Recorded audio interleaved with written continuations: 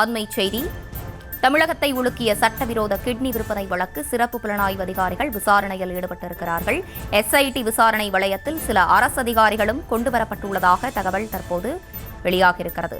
அண்மை செய்தியாக தற்போது பார்த்து வருகிறோம். தமிழகத்தை உலுக்கிய சட்டவிரோத கிட்னி விற்பனை வழக்கில் சிறப்பு புலனாய்வு அதிகாரிகள் விசாரணையில் ஈடுபட்டிருக்கிறார்கள். எஸ்ஐடி விசாரணை வளையத்தில் சில அரசு அதிகாரிகளும் கொண்டுவரப்பட்டுள்ளதாக தற்போது தகவல் கிடைக்கப்பட்டிருக்கிறது. கூடுதல் விவரங்களோடு இணைகிறார் நம்முடைய செய்தியாளர் தங்கமணி. தங்கமணி, வணக்கம். விவரங்களை வழங்கலாம்.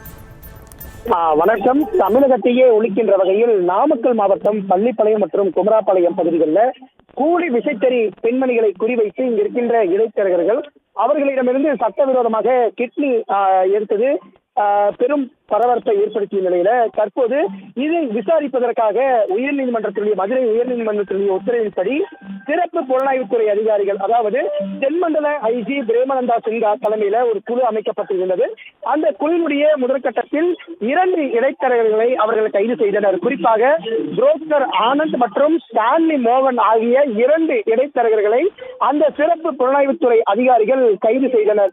இந்த நிலையில்தான் தற்பொழுது இந்த கிட்னி விற்பனையில மூளையாக செயல்பட்ட சில நபர்கள், அதாவது கோவை, மதுரை, கள்ளக்குறிச்சி, தேனி போன்ற சுமார் 4 மாவட்டங்களை சார்ந்த சில முக்கிய அரசு அதிகாரிகள் தற்போது விசாரணை வளையத்தில் இருக்கின்றனர். அதாவது இவர்கள் இந்த நாமக்கல் மாவட்டத்தை தாண்டியும் கோயம்புத்தூர், மதுரை போன்ற பல்வேறு மாவட்டங்கள்ல இந்த கிட்னி விற்பனையில ஈடுபட்டதாகவும் அவர்களுக்கு ஆதரவாக அந்த போலி சான்றிதழ் தயாரிக்கும் பணி, அதே சமயத்துல அந்த சான்றிதழ்களுக்கு கையொப்பமிடும் பணியில சில அரசு அதிகாரிகள் செயல்பட்டதாக தற்போது கூறப்படுகிறது.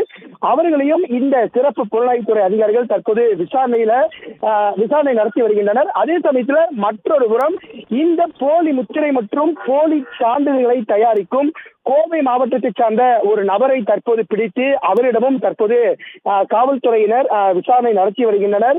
இன்னும் இந்த விசாரணை முழுமையாக நடைபெற்றால்தான் இதற்கு பின்னாடி எத்தனை நபர்கள் இருக்கின்றார்கள், எந்தெந்த மருத்துவமனையில இந்த கிட்னி விற்பனை எல்லாம் செய்யப்பட்டிருக்கின்றது, எந்த அரசு துறையை சார்ந்த அதிகாரிகளும் இதுல இருக்கிறார்கள் என ஒரு முழுமையான தகவல் என்பது கிடைக்கப்படும். தற்பொழுது சில அரசு அதிகாரிகளிடமும் அதே சமயத்தில் போலியாக முத்திரை தயாரித்த நபர்களிடமும் தற்பொழுது சிறப்பு புலனாய்வுத்துறை அதிகாரிகள் தற்போது விசாரணை நடத்தி வருகின்றனர்.